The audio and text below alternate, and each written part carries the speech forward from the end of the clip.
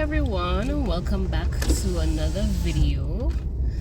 So I've been trying to film this video for a little while, for a few days, but I always have errands to run and either I'm at work or I have something to do. So I'm going to do it. I'm going to do a two-in-one while I'm doing or running my errands. I am going to do the video one time. So today's video is about 5 unusual experiences I have had as a doctor. Alright, so we'll start getting right into it.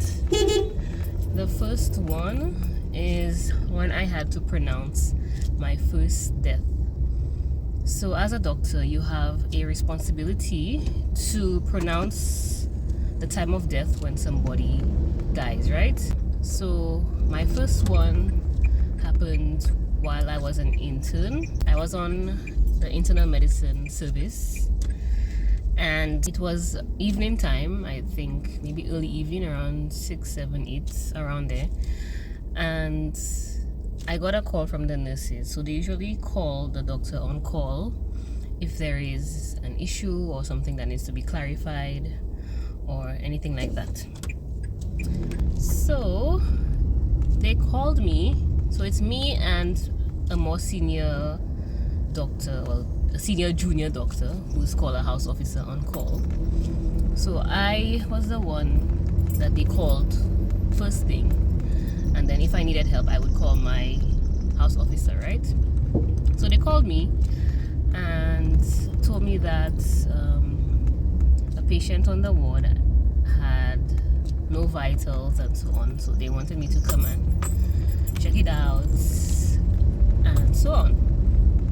So he was an elderly gentleman, and based on his chart, I can't even remember what exactly he had, but he was chronically ill and so on. So I mean, they had expected him to pass while sometime on the shift that day. So I got to the ward and they told me what happened and that I have to pronounce the death. And I'm looking at the nurse and I'm like, are you sure? Like, I didn't say that, but it was my first time pronouncing a death, and I was like, are they sure it's me that has to do that? Like, it's not the house officer? Because, I mean, I'm new to that and so on. So I think I called the house officer to ask them, like, what to do. So they walked me through it. And then I went to do just that. So what you have to do is you have to like listen to the person's chest, see if there's any rise and fall of the chest. That means they're breathing. Listen to their heartbeats. You have to do some kind of stimulation to see if they will respond to the pain. You have to call them, call their name to see if they will respond to you and so on. So when I got to him, it was on a shared ward. But his curtain was pulled. So I went to him and like he was just lying there, face up, nothing, no rise and fall of the chest. I opened his eyes, his pupils were dilated, like they were just in one spot, no response to light, nothing like that. And the most interesting part about it was that when I put the stethoscope on his chest, there was no sound at all, like nothing. And when you're used to listening to heartbeats and lung sounds and to hear nothing, that was a bit unusual, an unusual experience for me, my first time. So yeah, that was the first one, pronouncing my first death. The second experience was being a house officer. So after my first year of internship, I am now a house officer. So this happened while I was working in the emergency room, right, on a night shift. So there was this gentleman who, okay, let me paint the picture for you. So I'm sitting at the desk, me and my colleague, and we were, writing up and so on. That shift wasn't particularly very busy, so you know, we had some time to write up and, you know, chill out a little bit in the ER, right? All of a sudden, an ambulance comes with a gentleman on board, right? So they wheel him into the ER on a stretcher, and the man, from the time he entered the doors of the hospital, he's complaining, and like, what is he complaining about?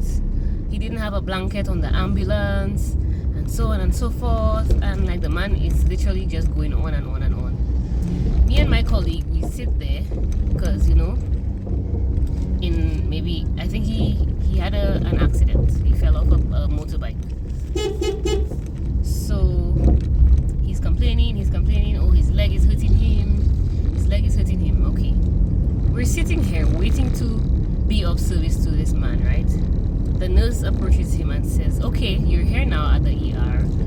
What can we do to help you, and so on. This man would curse the nurse. Oh, you're not doing your effing job, this and that and the other, while she's trying to help him and like figure out what is going on with this man. Oh, you're not doing your effing job. They paying you. I paid my tax money. I paid NIS. And his friend is there. You know what they call in St. Lucia, the city way in him. His friend is there. You're not helping the man. Y'all fight down. And literally, y'all, we just sitting there watching all of this happen. Like, me and her just looking at each other like, what is happening right now? The man went on and on and on for literally for 40 minutes. 40. On the stretcher. Oh, I forgot to say. He eventually put himself on the floor. So there was a wheelchair he could have, like, they could have helped him to sit in. I think he went on the wheelchair by himself, if my memory serves me right. I could be wrong, but yeah, I think he did. And eventually he put himself on the floor. So at some point during this dramatic fiasco, we see somebody bursting through the ER doors so dramatically, like a soap opera. Oh my goodness. She goes to the floor where he is. So like, the way ER is, we're sitting here, the doors are directly in front of us, so she's coming towards us, right? Oh my gosh, y'all not helping him. Like, she kneels down on the floor, embraces him, and I'm like, what kind of soap opera thing is going on here? Like, what is happening? She embraced him on the floor. Y'all not helping him. When I was at OKEU, he crying in pain. Y'all not helping him. Y'all, for 40 minutes, this whole dramatic fiasco is going on. And eventually, I went to get something to eat while that was happening, because it was we're entitled to a break time, right, during our shift. So I decided at that moment to go and take my break, because I just couldn't, like, it was too much in terms of the hostility for me. It was too much. I think the security came and all kind of thing, and nothing got done. So that was too much for me to handle. So I just left to go on my break, because you see, these kind of things, I cannot deal with that. I don't do drama. I don't do all of that mess. So I left, and when I came back from my break, I asked my colleague what happened, because I see that he wasn't where he was anymore. So she said, like, he finally calmed down for them to, you know, to help him out, and the man didn't have any fractures, nothing, just a scrape on his leg because of the fall from the motorbike. And I'm like, so you come here and do all of that drama for a scrape on your leg? Like, really? When we tell y'all health workers, there's take, no Nunca point. That's verbal abuse. That's the second thing. So yes, that was that.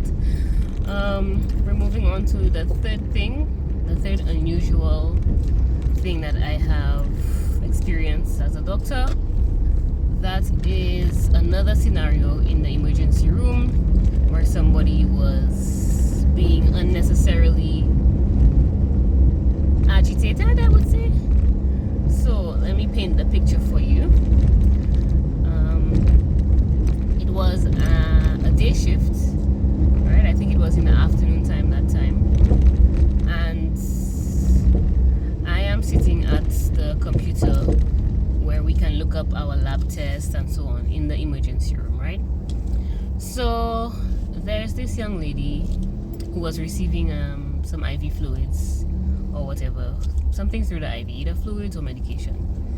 So usually when the medication is done or the fluid is done in the IV, if you don't lock the line, like in terms of stopping the fluid from going down, when it's done, it creates kind of a suction where the part that's in your arm, the part of the IV that's in your arm, it's like a little bit of blood comes back from your vein into the line, right?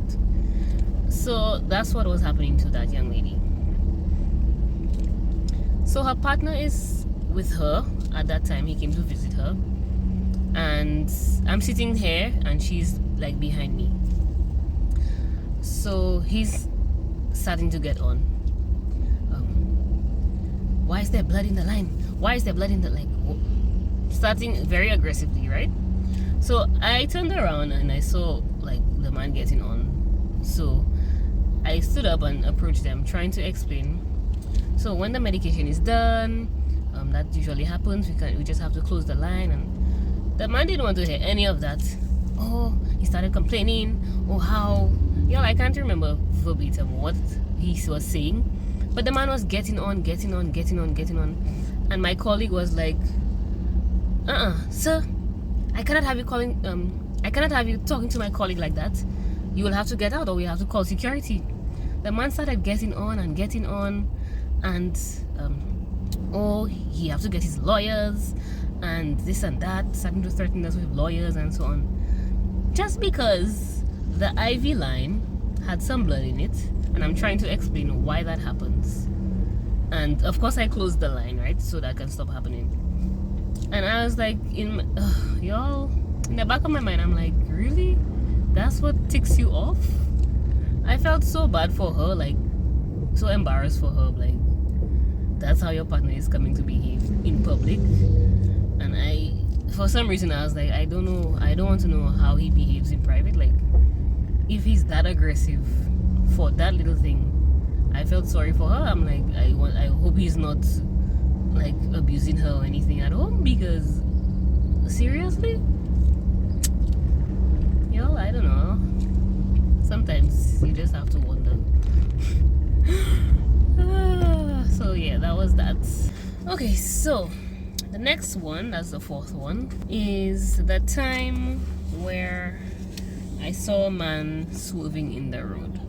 So I was driving one day on my way to the north, and around, for the St. Lucians, you all know, by Glass supermarket, around there. So I was driving behind a man who was driving a car, and I noticed that his car began like swaying a little bit in the middle of the road, then going back, then swaying again, and then going back, and then around by Glass supermarket, he just stopped in the middle of the road. Like not in the middle of the road, but in the lane where we were going up, he just stopped. So firstly, I thought he was waiting for somebody that was across the road, because there was a lady standing across the road. She was looking like she was going to cross and then come into his vehicle, but she crossed and she did not go into his vehicle. So I was like, okay, he's not waiting for anybody. What's happening? When it was a few seconds, maybe I would say about 15 seconds or so, I was like, okay, something is wrong.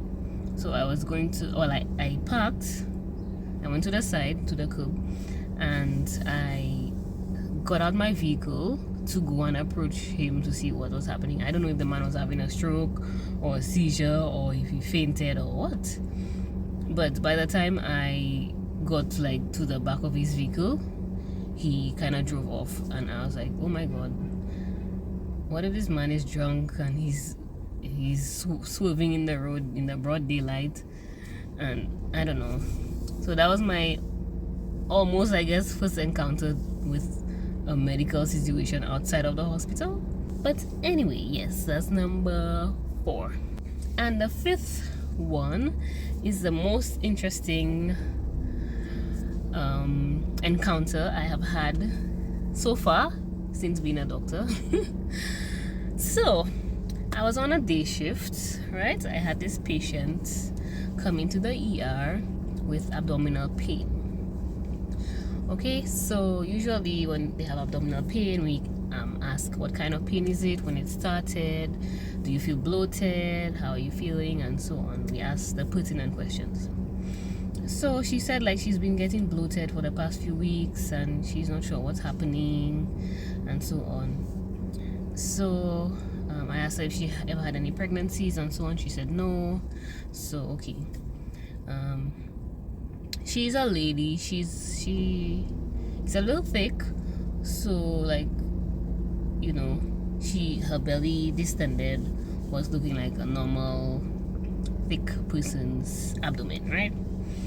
So I said, okay, let's go do a bedside ultrasound, because in the ER where I used to work, we were kind of sort of trained in a way to do a fast bedside ultrasound just to see if there's any free fluid in the belly that we need to be concerned about, if there's anything in the kidneys that we can see, the gallbladder and the uterus and things like that. So I brought her into the resus room because all the other beds were taken and there are 2 beds in the resus room. So I used one, got the ultrasound, the portable ultrasound, and okay, put the jelly on her tummy. As soon as I put the probe, y'all, guess what I saw? Just take a wild guess. I'll give y'all maybe 5 seconds. I saw a spinal column, a vertebrae. Yes, y'all, I'm going up and down. I'm seeing vertebrae, I'm seeing ribs, and I'm seeing movement. So the lady have a whole baby inside of her. She had no idea. I'm like, but look at this. What is this? He's like, I don't know. I said, my darling, that is a baby. That's a baby. She said, what? She started laughing like as if, I guess she was in shock. I was in shock. And I called her mom in. Her mom was in shock. Everybody's in shock, laughing. And I'm like, girl, what? A baby you have there, my girl. And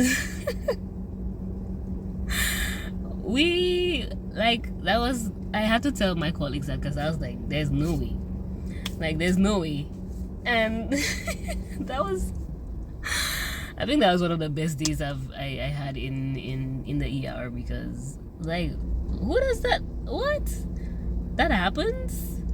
So that was kind of cool. So apparently she was already about 8-9 months, because she was admitted because she had some other issues going on, and then she was discharged after that. And from the time I discovered she was pregnant to the time she delivered, it was about 2 weeks. So 2 weeks later she came back to deliver her baby. She had a boy. So when I heard about that, I went upstairs to maternity to see her. I took a photo with the baby and so on. I took her number. And she said, thank you so much, like, you're his first doctor and so on. And for that Christmas, she took she called me and she told me, baby, have something for you. I was like, no, it's okay, baby, have something for you. She gave me a little photo. She printed out the photo that I took with him and she put it in a little picture frame, and you know, so that was kind of cute. She sent me photos when he had his christening, and she sent me photos when he turned a year. So that was kind of cute. So yes, that's a little snippet of what you can encounter as a doctor. all kind of things, y'all, all kind of things. So thank you for watching this video. I hope you enjoyed and were entertained by all of the fiasco that can happen. And if you're a doctor watching, I would love to hear of your craziest, most insane patient encounters in the comment section below. That's it for today. Thanks for watching, and I will see you all on Saturday's upload. Bye.